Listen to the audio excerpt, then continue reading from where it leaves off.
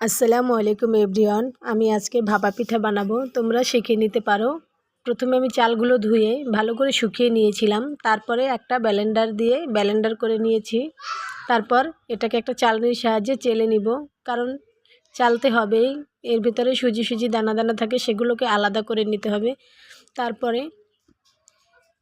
লবণ দিয়ে ভালো করে গুঁড়োকে মিশিয়ে নিতে হবে।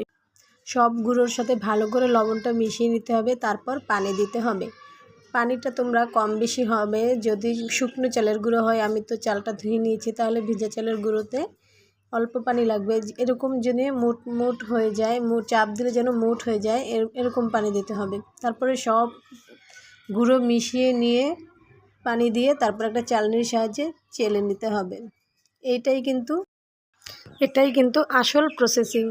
এটা যদি সুন্দর হয় তাহলে পিঠা একটাও ভাঙবে না এবং খুব সুন্দর হবে। তারপরে চালা হয়ে গেলে, এই দেখো এমন করে হবে। চালা হয়ে গেলে এখন রেডি ভাপা পিঠার জন্য আমার গুঁড়োটা। তারপর নারকেলটা কুড়িয়ে নেব এবং এই মিঠাটা গুঁড়ো করে নেব।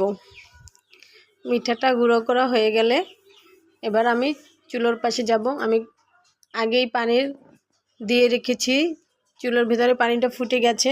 পানিটা অবশ্যই ফুটাতে হবে।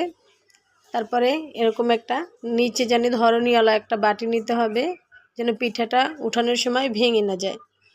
বাটিটা যেন খুব সহজেই উঠে যায়, এজন্য নিচে ধরনীয়ালা। তারপরে এইভাবে গুড় আর নারিকেল কোড়া দিয়ে একটা ছিদ্রওয়ালা কাপড় দিয়ে দিতে হবে। এ দেখুন কত সুন্দর হয়ে গেল দেওয়া। তারপর 2-3 মিনিট পরই উঠাতে হবে ভাপা পিঠা। হয়ে গেল রেডি আমার ভাপা পিঠা।